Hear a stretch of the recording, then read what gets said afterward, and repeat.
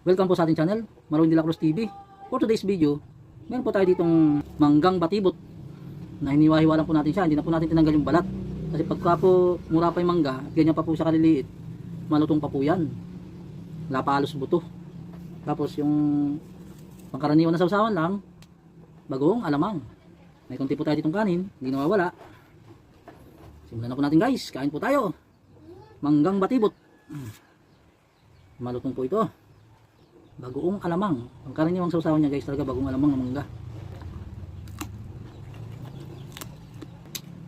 Malutong po. Ang balat niya kasi mura pa po siya.